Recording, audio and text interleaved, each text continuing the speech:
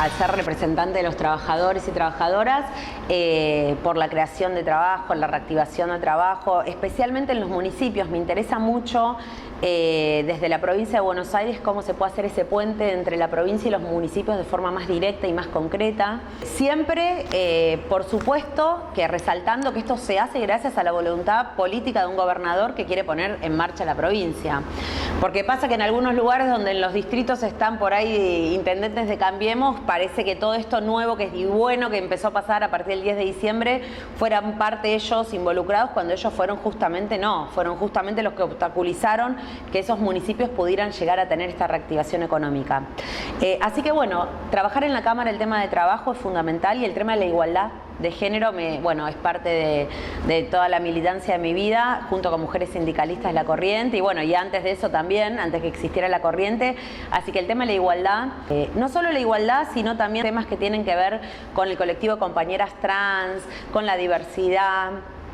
Son cuentas pendientes que tenemos, y ahora lo tenemos que hacer, y lo tenemos que hacer muy bien para que, independientemente del gobierno que venga dentro de 4 años, sean pilares que nunca más se vuelvan a vulnerar. El tema de la mujer, de la igualdad, de género, de oportunidades, cerrar esa brecha salarial, terminar con el techo de cristal, el tema del cupo laboral trans, son temas que son eslogan, parecieran que son títulos muy lindos, pero que en realidad no se implementan, y que hoy por hoy es nuestra responsabilidad de que eso suceda. Por eso, en eso voy a estar muy abocada trabajando.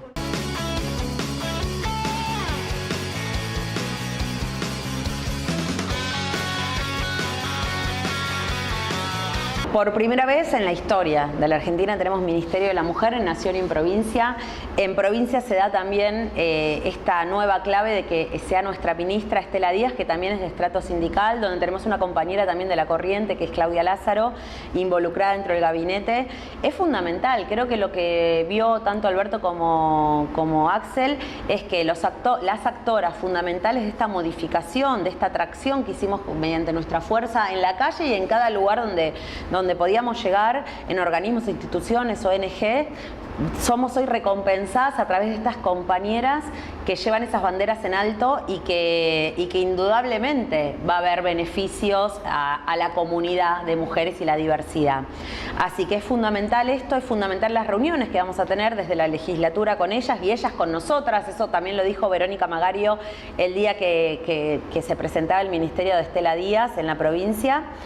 Así que muy esperanzada de que por primera vez se tome este tema en agenda, que por primera vez se le dé la importancia que se tiene, y que trabajemos fuertemente. Creo que el tema de los femicidios es un tema que nos vulnera constantemente, y que le tenemos que tener un freno y poner un límite. Entonces, además de todas las otras partes para poder lograr la igualdad de género en las mujeres, en el trabajo, las tareas de reconocimiento en el cuidado, el tema de las moratorias, también cómo está la seguridad social dentro de la provincia mediante el Instituto del IPS, todo lo que hay que ver, hay que verlo, pero es urgente trabajar en función de eliminar los femicidios, tener la contención de las mujeres que sufren violencia de género, y que sea laboral, sea doméstica, sea institucional, sea callejera, cualquier tipo de la modalidad donde la mujer sufre violencia tiene que ser erradicada, detectada y erradicada de forma inmediata. Y esa creo que también es nuestro trabajo.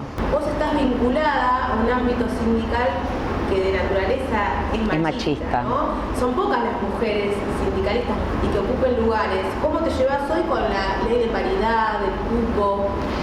Bueno, yo siempre digo lo mismo. Las mujeres, para llegar a tener derechos, siempre tuvimos que tener una ley, ¿no? Desde Levevita en 1947 para poder votar, desde la ley de paridad en la Cámara, no paridad, el 30% en la Cámara en los 90, posteriormente la ley de paridad. Yo creo que estas leyes, vos fijate que hablan de la falta de derechos que tenemos. Se necesita de una ley para que tengamos los derechos. Entonces, si es cuestión de necesitar leyes, acá estamos las mujeres legislando, tanto en la Nación como en la provincia y en todo el país, para hacer las leyes necesarias para que podamos tener los derechos necesarios, dando cuenta que hay una injusticia, que hay una desigualdad con los hombres y con las mujeres. Hay que reconocerlo. Creo que los hombres, muchos se están desconstruyendo, muchos tienen mucho para aprender, nosotras también. Esto no es en contra de, sino con ellos y con nosotras, que se va a modificar. Pero si es cuestión de derechos y que se logra mediante las leyes, tenemos muchísimas mujeres, desde el Congreso Nacional como en la provincia, y creo que la ley de paridad fue fundamental para esto.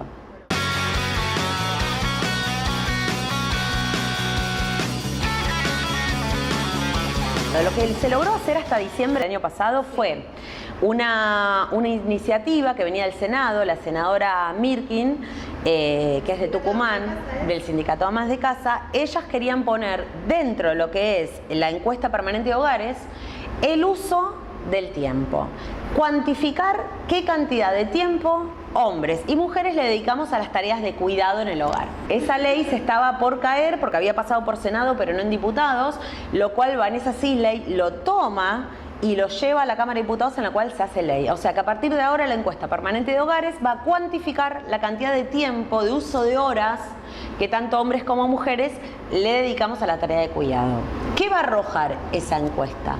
Esa encuesta van a arrojar los números que nosotros venimos diciendo de que solamente, o sea, un 10-15% de los hombres se hacen cargo de las tareas de cuidado domésticas y que el otro 80% del tiempo, o sea, de las tareas domésticas las hacemos las mujeres. Las mujeres siempre vamos a terminar teniendo esa solidaridad y esa sensibilidad en las tareas de cuidado que no tienen los varones.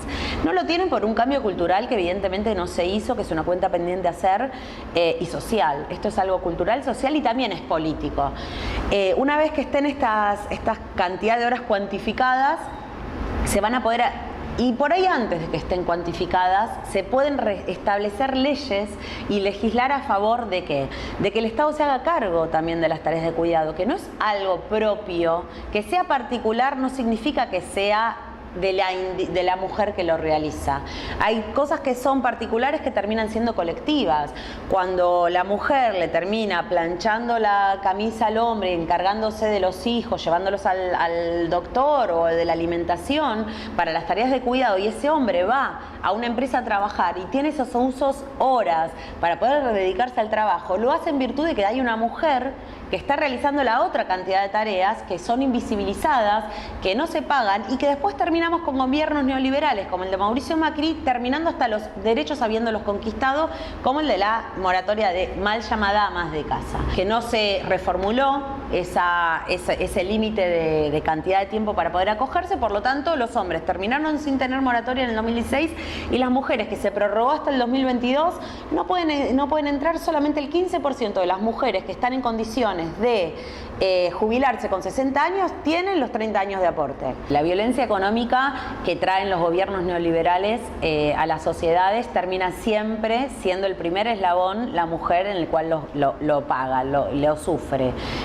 La violencia económica es una de las violencias, y a veces que lo haga el Estado es la peor violencia, porque justamente quien te tiene que proteger y cuidar es el que te lleva a esos momentos de vulnerabilidad y soledad absolutos, donde no conseguís trabajo, donde el trabajo es precarizado y donde los planes y programas que tienen que servir para contener esta red social justamente se empiezan a desmembrar. Entonces no tenés hospital público que pueda cubrir tu salud, no tenés las vacunas en el hospital público, no tenés trabajo, no tenés programas que te ayuden a solventar aunque sea la leche y una comida diaria. Entonces terminás en un comedor y terminan tus hijos y termina toda la familia en un comedor barrial, o terminan yendo al colegio para comer en vez de para estudiar.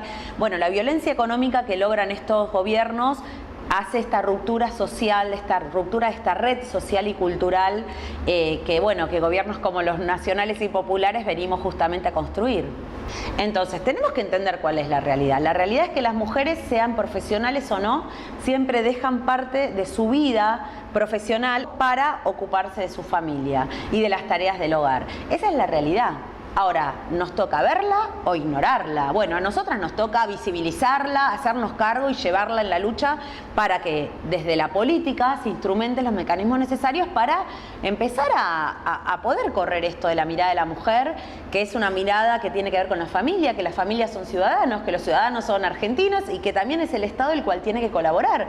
Porque si una mamá no puede conseguir un trabajo porque tiene que estar cuidando a sus hijos y no tiene una escuela pública doble jornada donde llevarlo, o un jardín doble jornada donde poder dejar a sus hijos para poder realizar la tarea laboral, eso hace que la mujer esté precarizada, porque encuentre tareas de 4 horas o 6 horas, sin estar en blanco, sin obra social, y sin una continuidad laboral favorable. Y también crea situaciones de violencia y de abuso, porque todo lo que no está legislado, todo lo que no está en blanco, todo lo que no está dentro de la normativa del contrato de trabajo, crea más aún las situaciones de vulnerabilidad que sufren las mujeres.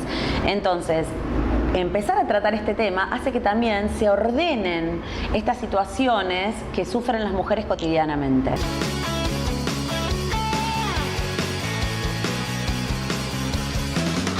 Bueno, que las mujeres cobramos el 25% menos de sueldo que los varones, que las mujeres no llegamos a los altos puestos dentro de la estructura orgánica de una empresa o desde el propio Estado. Mira, en ANSES el año pasado, con el gobierno anterior, yo hice un estudio de cuántas mujeres había dentro de la dirección, de los primeros puestos de dirección ejecutiva.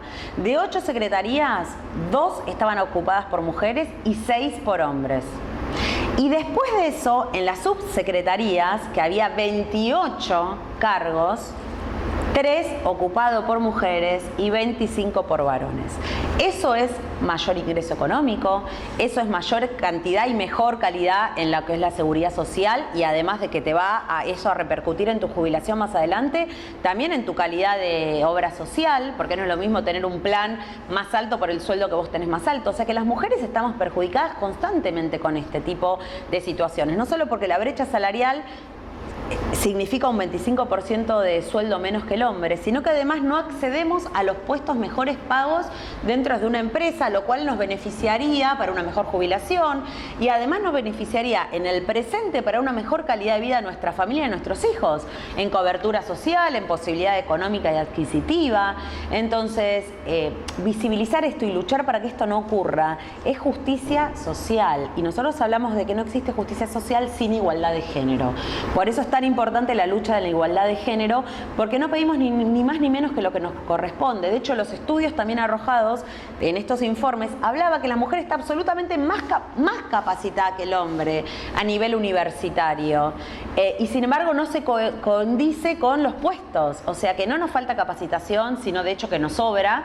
No nos falta disponibilidad, porque además de eso nos ocupamos las mujeres de organizarnos con nuestros hijos las horas necesarias para poder ocupar estos cargos, pero no podemos acceder por esta cultura machista que hace que la mujer no acceda a estos lugares. Y peor aún, sucede en las entrevistas laborales, donde las mujeres nos preguntan a nosotras si tenemos pensado seguir estudiando o tener una familia en un tiempo próximo. Yo quisiera saber a cuántos hombres le han preguntado en una entrevista laboral si pensaban ser padres en un tiempo próximo. Y si pensaban seguir estudiando era como algo maravilloso y algo que era hasta un punto a favor dentro del currículum. Sin embargo, a nosotras todo lo que es favorable se nos ve como algo negativo. Si queremos seguir estudiando, si queremos tener hijos. Entonces, nos tenemos que salir de este lugar. Las mujeres tenemos las herramientas hoy, por suerte, para poder corrernos de este lugar y para decir basta a este tipo de violencia, basta a las violencias económicas, institucionales, domésticas, políticas, callejeras.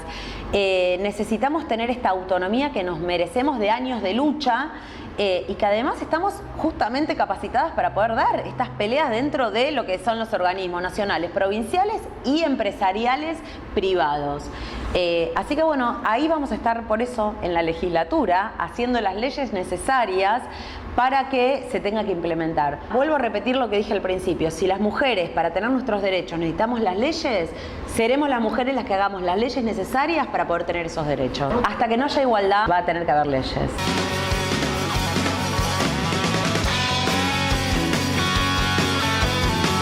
Bueno, CECASPI es un caso muy diferente a la mayoría de los sindicatos, porque a partir del 2010, cuando asume Carlos Ortega, nuestro secretario general, creó una comisión directiva diferente. La llenó de jóvenes y la llenó de mujeres. La verdad que fue bastante complicado para la gente que venía en su momento con años de experiencia en la comisión directiva. Fue hasta criticado por falta. Por ejemplo, yo llegué con 30 años en su momento, y hay otras compañeras que hoy es secretaria de capacitación que llegó con 20 y pico, 26, 27 años, en la cual, bueno, justamente se nos tildaba de no tener la experiencia suficiente, pero en realidad ¿cómo le íbamos a tener si habíamos empezado a trabajar? Yo hacía 3, 4 años y otra compañera mía, lo mismo. Y Carlos apostó a la juventud, a la formación de cuadros políticos y sindicales jóvenes, y apostó a lo que era justamente la paridad dentro del sindicato sin que tuviera que cumplirla, porque la sobrepasamos nosotros. El 30% de los cargos estaban sobrepasados. Teníamos una comisión directiva 50 y 50.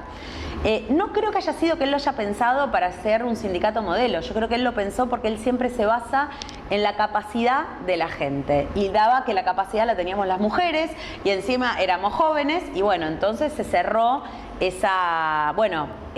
ese sindicato, esa comisión directiva que tan fructífera fue, en la cual logramos, por ejemplo, de tener 800 afiliados en un momento a superar los 3000. Entonces, ¿por qué? Porque teníamos fuerza, porque éramos jóvenes, porque le poníamos otra impronta en nuestras políticas en la Secretaría, y además porque teníamos una visión que en ese momento el sindicato por ahí no la estaba teniendo en cuenta, de hacer estas formaciones, esta inclusión a la juventud, y hasta cambiar el lenguaje que se necesita desde una organización sindical para poder llegar a todos los estratos, sin dejar a la gente mayor de lado, pero sí sumando a la gente joven que venía, no te olvides, de los 90 y pico, el 2000, donde, bueno, tanta metida en política o en participación sindical no estaban. Y de hecho nosotros ya hoy tenemos una política muy, muy importante dentro de lo que es la Secretaría Gremial, que al momento de elegir delegados y delegadas exista la paridad en la elección. Y tampoco existe una ley para eso, y sin embargo acá Carlos Ortega lo implementa. Por eso digo, a veces es necesaria la ley y a veces es necesaria simplemente tener la voluntad política de realizarlo. Pero bueno, en el sindicato Secaspi somos ejemplo de eso. No creo que exista en el país ningún sindicato que cuente con estas cualidades, que sus cuadros gremiales de base tienen la paridad de género, y que además dentro de su estructura orgánica exista también la paridad. Sin haberla, no hay ley de eso. Hasta ahora a nosotros nos rige la ley del 30% del cupo de mujeres dentro del organismo. Que el ejemplo empiece por casa, ¿no? Tanto lo que le pedimos a la política o le pedimos a las empresas, también seamos nosotros ejemplo de lo que estamos pidiendo. Me parece que es fundamental.